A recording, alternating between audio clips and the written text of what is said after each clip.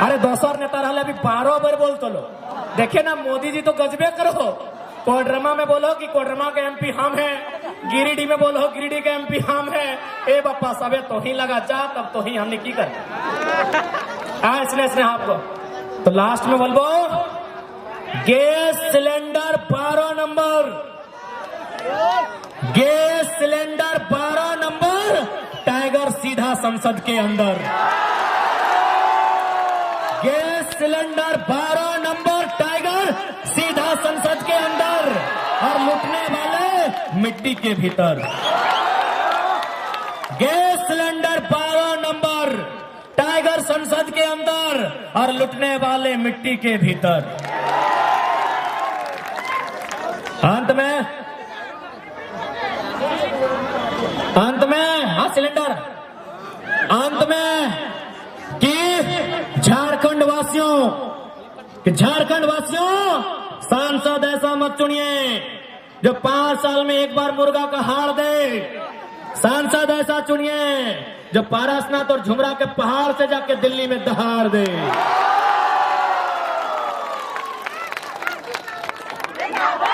कि जो खान सार के सिल को रोकने की हिम्मत करे उसे सालार कहते हैं। कि जो खान सार की सिल को रोकने की हिम्मत करे उसे सालार कहते हैं, और जो सत्ता में बैठे उनको दिल को धड़का दे उसे टाइगर कहते हैं।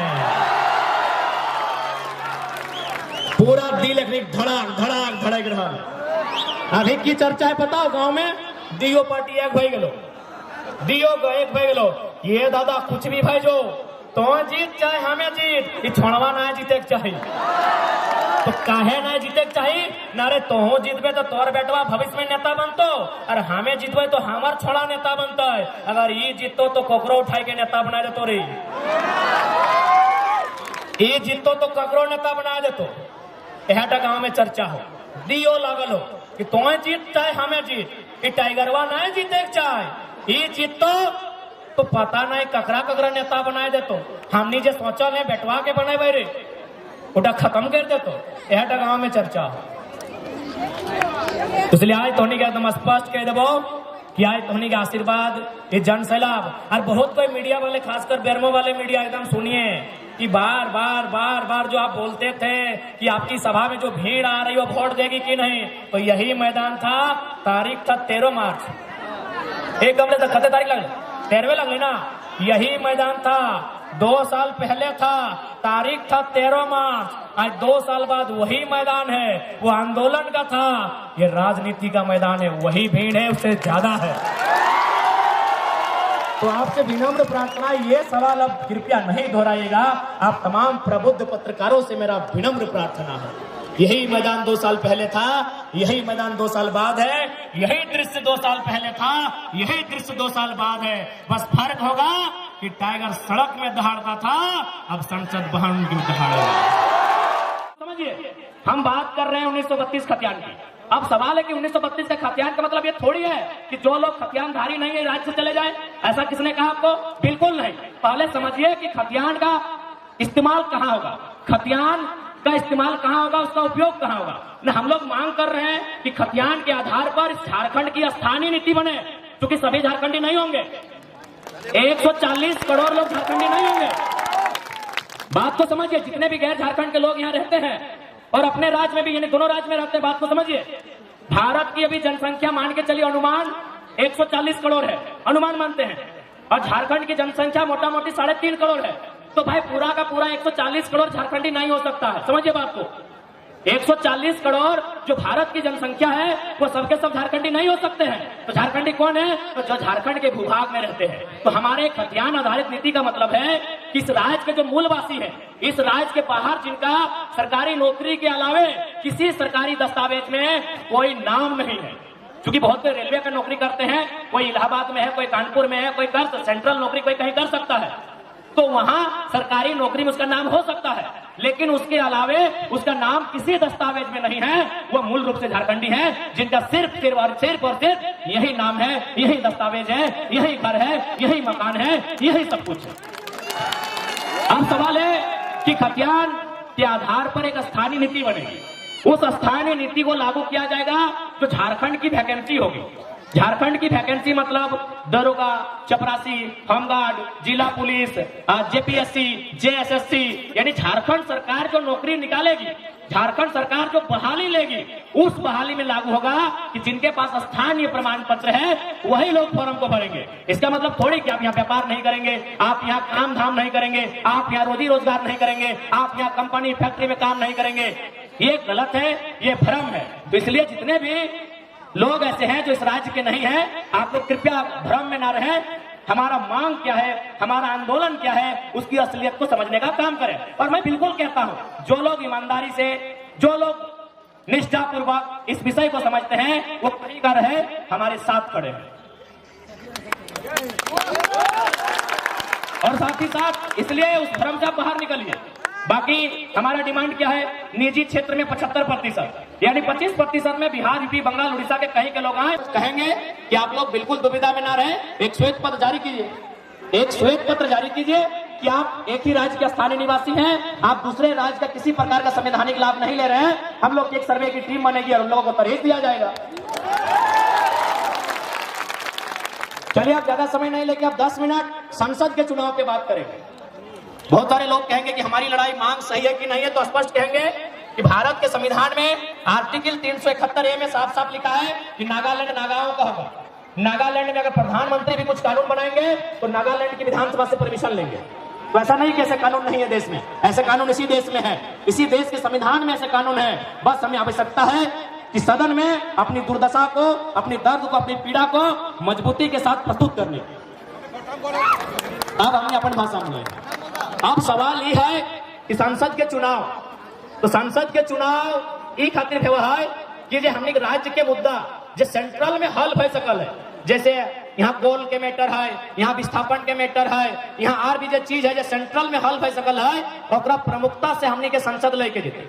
जैसे मान के चल, यदि हमने के शिकायत है, एक एक आम व्यक्ति के सरकार से, दिल्ली के सरकार से शिकायत है, तो हमने दुनिया में यूरोप या एक आध कंट्री ऐसा है वहां जनता डायरेक्ट जाके संसद में बैठा है और नियम बनवा है। लेकिन हमने देश की आबादी बहुत ज्यादा है, जनता डायरेक्ट अगर संसद में बैठा लगता है तो संसद ब्लास्ट हो जाए। 1.5 अरब आदमी अगर 1.5 अरब आदमी अगर डायरेक्ट नियम बनवे संसद जीता है तो संसद ब्लास्ट हो जाता है। तब इस देश में एगो व्यवस्था है कि व्यवस्था है कि जनता 15 लाख में, 12 लाख में, 20 लाख के बीच से एगो नेता चुनते हैं। प्रत्येक 15 लाख में एवरेज मान के चलते हैं कि प्रत्येक 15 लाख मतदाताओं के बीच से एक नेता चुना जाएगा, उसका नाम रहेगा मेंबर ऑफ पार्लियामेंट, सांसद, और वो क्या करेगा, उस समस्याओं को लेकर दिल्ली आएगा। जैसे हमने एक समस्या रहा, कोई गांव की समस्या रहा है तो मुखिया जी सबसे साइन करेंगे वीडियो यहाँ जा है, गोटे गांव उठ के ना जाए। अगर बिजली की समस्या रहा है तो गांव के 5-10 को पढ़ा लिखा लड़का गांव वाला से साइन करके बिजली ऑफिस जा है।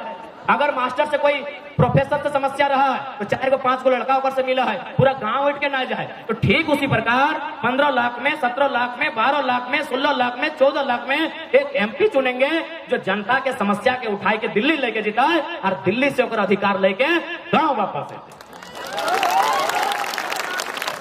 यानी जनता और संसद, संसद भवन जो दिल्ली में है और जो जनता है, एक बीच के जो कड़ी लगे नाम संसद लगे। इसलिए अब सवाल रह गए कि जब हमने संसद बन के आए तो काम की रहते, तो सबसे पहला इस क्षेत्र के जो मुद्दा लगे उस मुद्दा के लेके संसद में सवाल रहता है। और जब अगर संसद में सवाल रहता है तो कोकरो हिम्मत ना है कि ओकरा खारिज कर दे, क्योंकि संसद भवन के वो गरिमा व्यवहार, वहां अगर 30 सेकंड भी कोई सवाल भेजा है, 30 सेकंड भी कोई विषय में बात भेज देता है तो वहां एगो सर्वे, एगो जांच की टीम बैठ जाती है। तो इसलिए तो हमने इस बात के एकदम आश्वस्त कर दिए, जब हमने लोकसभा के चुनाव जीत के दिल्ली जाके काम करवाए तो पहला सवाल सदन में हटे उठेबे, चूंकि करगली मैदान विनोद बिहारी महतो स्टेडियम में खड़ा है, पहला सवाल हटे उठेबे कि हम 27% कोयला देते हैं भारत देश को। कोयला की 4 यूनिट झारखंड में है, बीसीसीएल, सीसीएल और आधा से ज्यादा ईसीएल और साथ में सीएमपीडीआई। जब 10-11 यूनिट में 4 यूनिट झारखंड में है तो कोयला का हेडक्वार्टर भी झारखंड में होना चाहिए। जैसे अभी कुछ दिन पहले हमने जीएम के ऑफिस में धरना दिया तो बहुत सारा ये कठारा के, जरीडी के, तो बेरमो के, फुसरो के, घोटिया टाड़ के, अमलो, चपरी, न जाने 50-60 को गांव के रैयत आज भी उस समस्या के समाधान नहीं कर पाए। आज भी 30-40 साल पहले ओकर बाप दादा बीसीसीएल के जमीन दिया काम कर रहे, सीसीएल के जमीन दिया काम कर रहे, आज भी ओकरा उचित मुआवजा नहीं मिला। तो अगर हेडक्वार्टर बोकारो या धनबाद भय जेता है, समस्या के समाधान जल्दी भय। और बात की भला कि जैसी हेडक्वार्टर कलकत्ता चल गया तो 99% जीएम कलकत्ता से अले। अब ओकरा की मालूम, ओकरा दर्द की मालूम है। इसलिए अगर जीएम हमार निकलते, अगर अधिकारी हमार बन के जीता है तो ओकर से की बताए हमार अधिकार सुरक्षित रहते, हमार समस्या के समाधान रहते। और एक सबसे महत्वपूर्ण बात, जब हमने सदन में जीत के जिवाए तो एक सवाल हटो रहता है, बिल्कुल सदन में खड़ा है कि रहता है, देश के उस समय जब भी प्रधानमंत्री रहता है ओकर से आए मिलाए के सवाल रहता है कि भाई इंडिया का मतलब INDIA, इंडिया मतलब भारत होता है या फिर इंडिया का मतलब ADANIA अडानी होता है। अगर इंडिया का मतलब भारत होता है, हम लोग भी पढ़े इंडिया का स्पेलिंग INDIA, लेकिन अभी दिल्ली में जो सरकार है उसकी नजरों में इंडिया का स्पेलिंग है ADANIA। तो हम उनसे सवाल पूछेंगे और बकायदा अपना सुझाव भी रखेंगे, अपना प्रस्ताव भी रखेंगे, एक सुझाव भी रखेंगे, क्योंकि एक संसद को बिल प्रस्तुत करने का अधिकार होता है, चर्चा में भाग लेने का अधिकार होता है। सुझाव हमारा ये रहेगा कि आज से 50 साल, 60 साल, 70 साल पहले आपने जितना जमीन रैयत से लिया है, बीसीसीएल ने लिया है, ACL ने लिया है, CCL ने लिया है, पहले उनका रिकॉर्ड उपलब्ध कराइए। रिकॉर्ड इसलिए उपलब्ध कराइए क्योंकि उस संसद भवन में सबसे महत्वपूर्ण फोटो तो बहुत सारी है, लेकिन सबसे महत्वपूर्ण फोटो में से एक फोटो महात्मा गांधी की है। और यदि महात्मा गांधी की फोटो है, यदि संसद में महात्मा गांधी की फोटो है, तो महात्मा गांधी के विचार कहां है? ये देश के गरिमामयी संसद में हम रखेंगे कि सिर्फ महात्मा गांधी की फोटो या महात्मा गांधी की मूर्तियां देश में सलामत हैं या महात्मा गांधी के विचार भी सलामत हैं। यदि महात्मा गांधी के विचार सलामत हैं, यदि महात्मा गांधी के विचार सलामत हैं, तो गांधी का विचार था देश की आत्मा बहती है, बसती है गांव में। ये गांधी का विचार था ना कि देश की आत्मा बसती है गांव में और गांव की आत्मा बसती है किसानों में। देश की आत्मा बसती है गांव में और गांव की आत्मा बसती है किसानों में और किसानों की आत्मा बसती है खेत खलिहानों में, खेत खलिहानों में। तो आज गांधी के भारत में, गांधी के भारत में, गांधी के सदन में खड़ा होकर ये 29 साल का टाइगर ये सवाल पूछेगा कि गांधी के गांव कहां, कौन गांव के किसान कहां है? अरे भाई आपके पास रिकॉर्ड है कि टाटा का स्थापना 1907 में हुआ था, मालूम है ना आपको? टाटा का स्थापना 1907 में हुआ था। क्या आपको मालूम है कि उसका मालिक आज कौन है? अरे सिंपल बात है, टाटा का ही नाती पोता छरनाती कोई होगा। टाटा का स्थापना 1907 में हुआ था, आज भी मालिक टाटा का वंशज है। अब मेरा एक सवाल सुनिए किसानों के देश में, यदि आपके पास रिकॉर्ड है 1907 में जो स्थापना हुआ था उसका मालिक आज भी उसी का नाती पोता है, तो उनको बसने के लिए जो किसानों ने खेत दिया था उनका रिकॉर्ड कहां है? यदि उनका रिकॉर्ड नहीं है तो यह गांधी का देश नहीं है। यदि आपके पास किसानों का रिकॉर्ड नहीं है तो यह गांधी का देश नहीं है। ये गांधी का देश नहीं है अगर आपके पास किसानों का रिकॉर्ड नहीं है। तो इसलिए सदन में हमारा एक सवाल यह भी होगा कि कोयला को कोड़ने के लिए जितने रैयत ने जमीन दिया है, क्योंकि अभी सरकार ने डिपार्टमेंट से लेटर आया था कि हमारे पास ऐसा कोई नियम नहीं है कि जमीन वापस करें। क्यों वापस नहीं होगा जमीन? आप बताइए क्यों वापस नहीं होगा जमीन? पढ़े लिखे सियासत वाले भैया आप लोग भी बताइए किसानों का जमीन क्यों वापस नहीं होगा?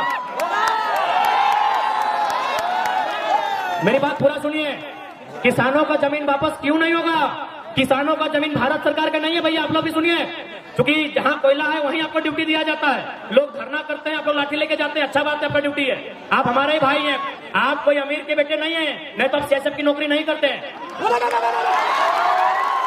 सुनिए मेरी बात पूरी सुनिए, जो लोग कहते हैं किसान को जमीन वापस नहीं देंगे, मैं उस सरकार से पूछूंगा सरकार बना कब है? सरकार बना कब है? सरकार कब बना है? अरे भाई 15 अगस्त 1947 को। अरे हमारा दादाजी 1945 का है, मेरा दादाजी 1945 का है कि नहीं भाई? हमारे दादाजी 1945 के हैं। अरे सरकार जब पैदा नहीं हुआ था उससे कई हजार साल पहले खेत में रहा है। क्या ड्रामा करते हैं भाई, हिसाब नहीं दीजिएगा? क्या ड्रामा करते हैं आप? ये कौन सा ड्रामा करते हैं कि हिसाब नहीं दीजिएगा? किसको बेवकूफ बना रहे हैं?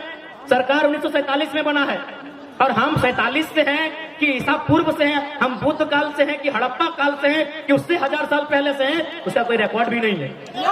जमीन हमारी है, जमीन हमारे पूर्वजों की है। इसीलिए संसद से यह सवाल होगा कि जो जमीन आपने लिया है कंपनी के नाम में, फैक्ट्री के नाम में, उन जमीन के रिकॉर्ड पता कीजिए कि जमीन किनका था।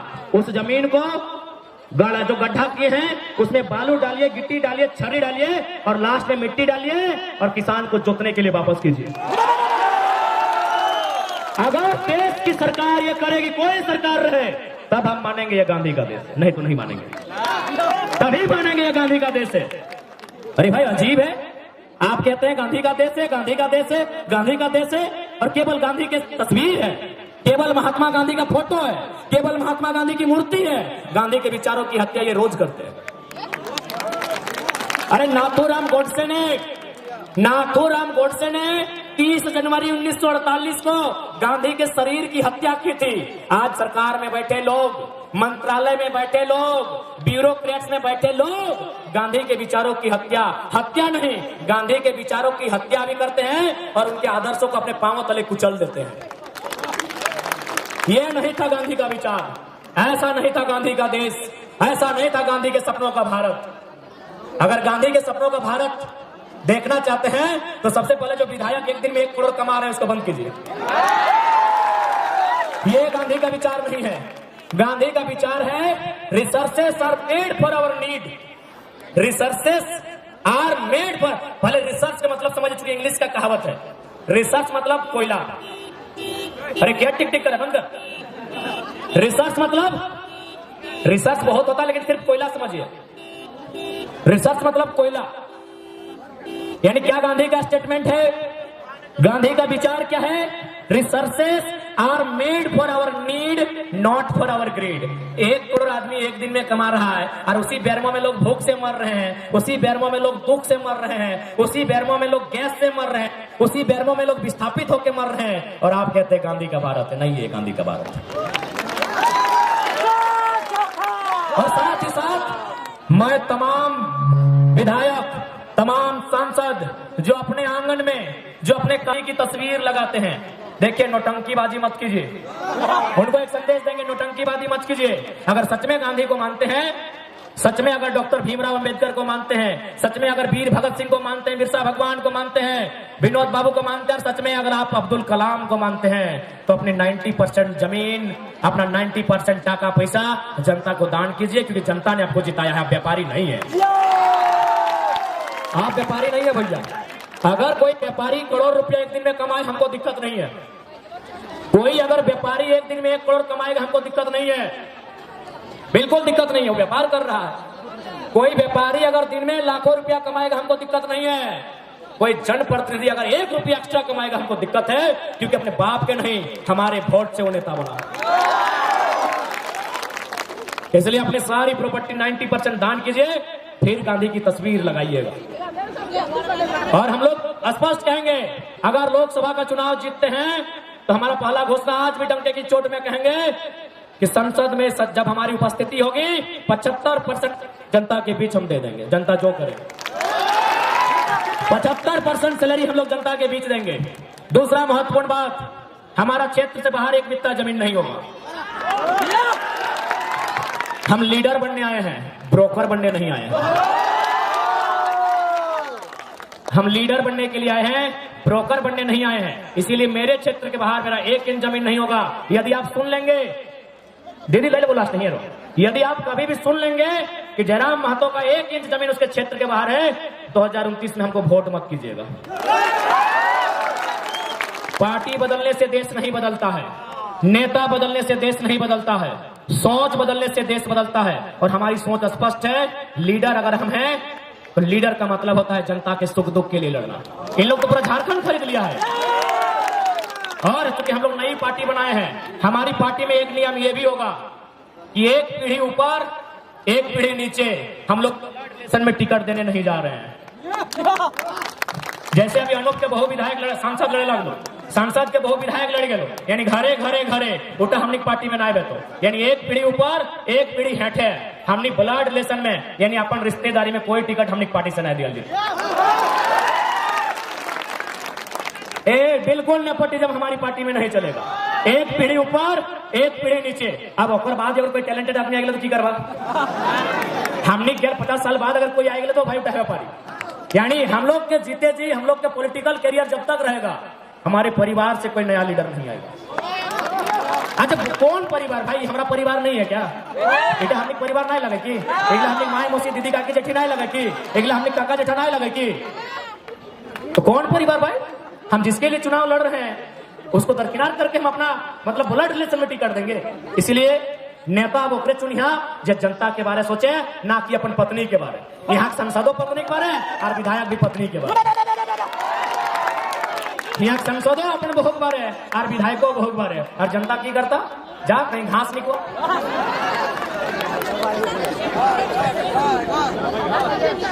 तो इसलिए उन्हीं का स्पष्ट कह रहे हो, जब हमने संसद में जीवाए तो सारा जो मुद्दा है और उन्हें एकदम विश्वास करिया, जिस दिन संसद में हमने की उपस्थिति भेटा है और जब हमने के डिस्कशन भेटा है, पूरा देश गंभीर रह के सुनता है। और अंत में तमाम राजनेता के एक संदेश देंगे, क्योंकि गांधी के बाद गांधी इंडिपेंडेंट टाइम के लीडर थे। आज के दौर में बहुत सारे लीडर हैं, लेकिन एक लीडर है जिनको लोग आदर्श मान सकते हैं। उस लीडर का नाम है डॉक्टर एपीजे अब्दुल कलाम, जो दुनिया में नहीं है। अब सवाल है कि मैंने उसी लीडर का नाम क्यों लिया? और भी लीडर बहुत सारे हैं, मैंने उसी का नाम क्यों लिया? एक छोटा सा जीवनी बताएंगे और हम लोग विदा करेंगे। आपको क्यों जीहा ना है? अभी हमने एक संगे सब जीवा यार, निर्मल दा के वहां तक एक साथ चलना हो, सुन लो, वहां तक संगे जीहा, और बाद गोमिया वाला गोमियो, बेरमा वाला जंदे जना चल लिया, यहाँ तक निर्मल दा के तक एकदम भंडारी दा तक मेला तक साथ जाना, अकेले कोई ना निकलिया। और जेना मोड़ तक अच्छा ठीक है, अगर बीचे को भूख प्यास लगल तो 2-4 रोज जा, लेकिन कम से कम भंडारी जाके जे पुलवा सॉरी हथिया पकड़ के मेला तक सबके साथ जाना, ठीक ना? ठीक है। एपीजे अब्दुल कलाम, ऐसे पहले भैया आप लोग भी सुनिएगा अपना। एपीजे अब्दुल कलाम देश के राष्ट्रपति, वैज्ञानिक, मिसाइल मैन, भारत रत्न। जब वो मर गए, जब ये मरहूम हो गए, ये सजादा, जब ये मरहूम हो गए, जब इस दुनिया को छोड़ के चले गए, तब एक सर्वे की टीम उनका घर गई तलाशी लेने के लिए कि भाई अब्दुल कलाम इस देश के राष्ट्रपति हैं, रह चुके हैं, अब्दुल कलाम मिसाइल मैन है, अब्दुल कलाम वैज्ञानिक हैं, तो संपत्ति कितना है इनके पास। जब वो सर्वे की टीम उनके घर गई तो क्या मिला मालूम है? 2 कमरा मिला, 2 10 बाय 10 का कमरा मिला। उस कमरे में 2500 किताबें मिली। क्या मिली? 2500 किताबें मिली।